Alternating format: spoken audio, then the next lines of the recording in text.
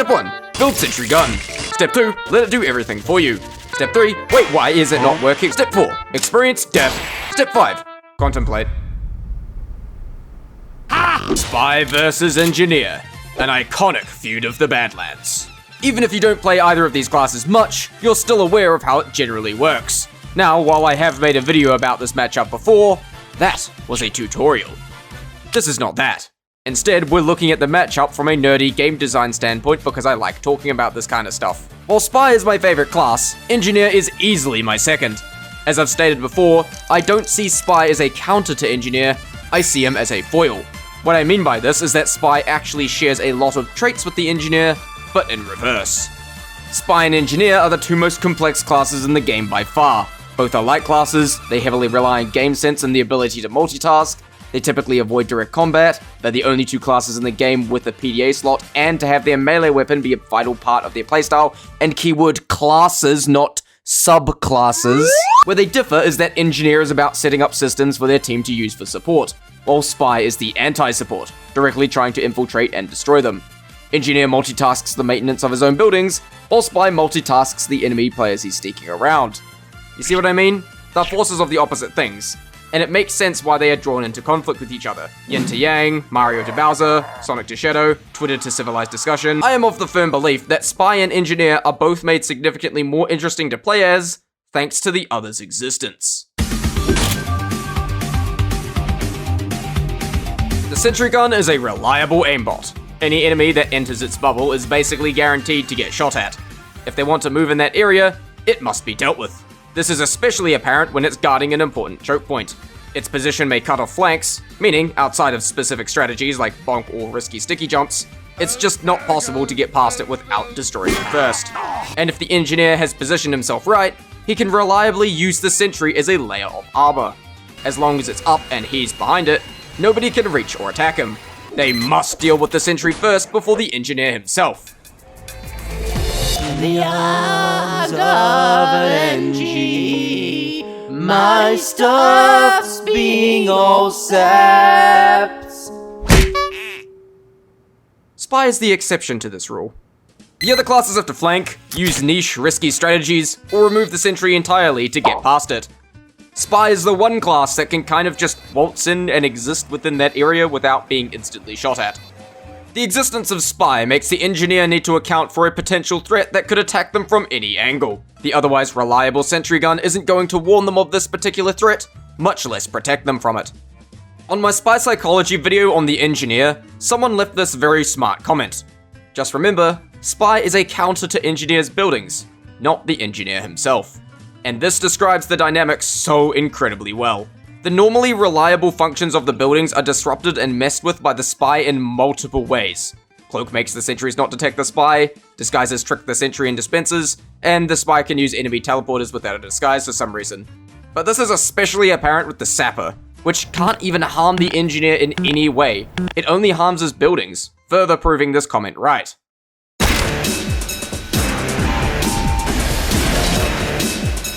While the Sapper takes its time to destroy the building, and can be removed with a couple wrench swings and a few extra swings undoing the damage, it instantly disables the building.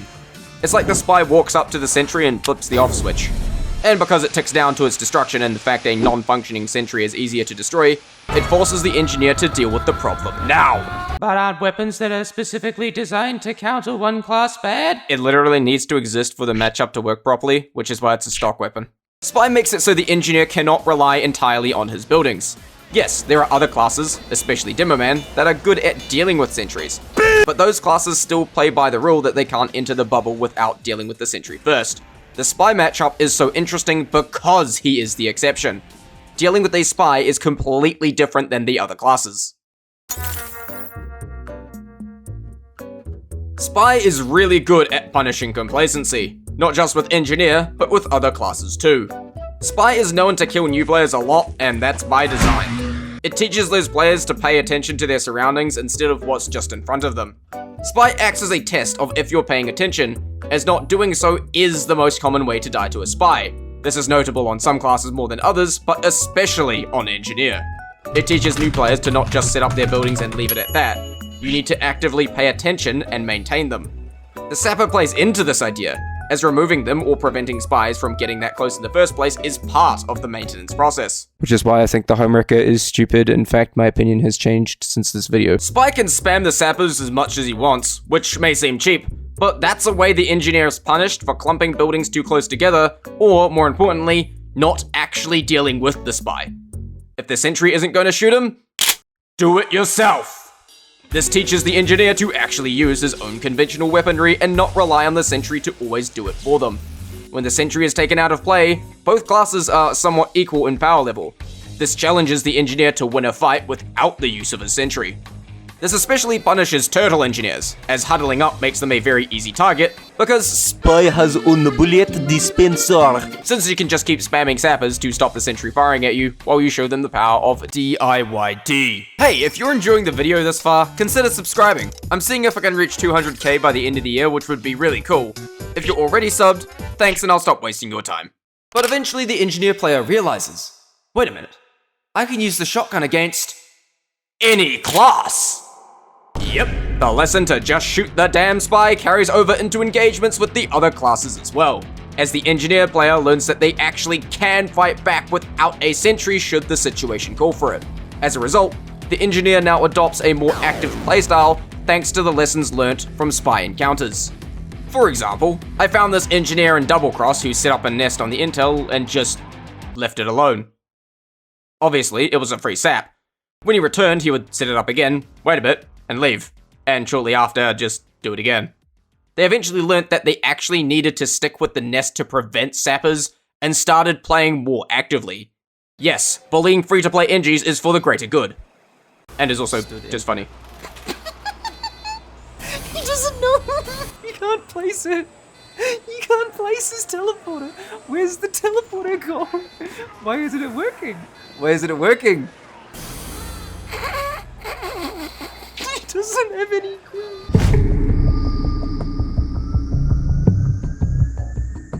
Engineer is also a unique matchup for the spy.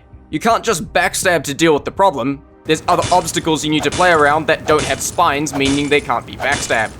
It's like solving a puzzle. The core rules of the encounter generally remain the same, but the solutions to these problems can vary drastically. And much like how the Sapper also plays into the idea of maintaining buildings, engineer nests play into the idea of playing as, well, a spy. You're infiltrating enemy territory, observing, then coming up with a strategy to systematically destroy it from within. You can even use the engineer's buildings against him. Trick the sentry into shooting the Engie, leech off the dispenser for infinite cloak, use the teleporter to shortcut close to the Engie or telefrag him, or even jump off his own building for a trick stab. The fact that sappers instantly disable buildings also adds another layer of strategy for the spy. If they can't attack the engineer first, they can take the sentry out of play if they can get close enough, then focus on the engineer. But while they're instant and can be spammed, sapping is still a risk as it reveals the presence of the spy, especially to the engineer himself, who now knows with 100% certainty that there is a spy at that location, which incentivizes the spy to deal with the engineer first if possible. But even getting the engineer's attention can be used strategically to draw an engineer to a specific location, to set up a kill, or for a distraction. You can of course watch and take mental notes about the behavior of the engineer, as some behave differently from others. While some may be more prone to tunnel vision, some are more active, and some are quick to adapt. While you can reliably exist within the sentry bubble, you still have more freedom if the sentry isn't there in the first place, so you're still selfishly incentivized to take it out. Because game design is just the act of emotionally manipulating the player into behaving in certain ways without them realizing it. And you know how in my last video I said how I liked the Eurototal reward so much because it's both interesting to use and to fight against? Well, the engineer is full of these kinds of weapons, especially concerning the spy matchup. Wrangler gives the sentry a shield, but the Sapper bypasses it, and when the sentry is being manually controlled, it won't warn the engineer that you're coming, and for an additional 3 seconds after being put away, giving you a window to strike if the engineer carelessly uses it. But because it doesn't aim assist onto disguised spies, they can shoot the ground with rockets when the spy gets close. The risky ranger lets the engineer play further away from his buildings, but the Sapper renders it ineffective and forces the engineer to do it the old-fashioned way. It's also weaker as a weapon and gives the spy a bigger advantage in a fight without the sentry. However, the engineer with good timing and metal management can yoink the building away from the spy as they approach, saving the engineer from having to run to it. The short circuit can be good at revealing spies in an area, but costs a significant amount of metal to do so. The Eureka effect counters the destroy teleporter at spawn strategy and can teleport to exits even while sapped. But the spy can use this to bait the engineer into teleporting into a backstab or catch them out during the animation. Or if the spy suspects there's an exit hidden behind their spawn, it becomes a cat and mouse game of them trying to find it. The gunslinger makes the sentry less of an important threat and puts more attention to the engineer themselves, who will be moving around the map more and become more important to kill. And the Frontier Justice is a trap card that is activated once the building is destroyed that can catch the spy off guard, but it is countered by dealing with the engineer first, as the engineer only gets the crits if the sentry dies while he's alive. Even the less interesting weapons have some effect on the spy matchup, and it's pretty telling that I mentioned all of them in the spy psychology episode on the engineer. The unlockable weapons add even more variety into the matchup as being new factors to play around, which keeps both sides more engaged. It's why I find good enemy design so important in games, PvP or not. Sure, giving the player more tools to dispense death is cool, but ultimately the things you fight against need to give you a reason to use them in interesting ways, if at all. Back when I made minigames for Minecraft, this is a philosophy I had. Weird example, I know, just stick with me here. For example, in this game called Destroyer, which simply put is a similar type of concept to versus Saxton Hale, one really powerful guy versus a team of weaker guys, I designed all the survivor classes and their abilities around the abilities of the Destroyer, giving each different methods of counterplay. The Destroyer's ground pound is effective against groups, but if nobody is hit by the attack, you get a short stun. Scout's dash could dodge it, or the Brute's ability can block it entirely, making the Destroyer more careful around ground pounding a Brute in a 1v1. In an update where I added alternate abilities to each class, despite not giving anything new to the Destroyer, it still added more interesting gameplay for them, and even a couple abilities that could backfire on survivors. And that's why I like the Spy vs Engineer matchup so much. Each class presents the other with interesting challenges to play around, and both sides need to constantly adapt their strategies. They both keep each other on their toes with changing tactics, and it makes both classes more engaging to play as the key traits of their gameplay are both enhanced. An endless feud that keeps the gears turning.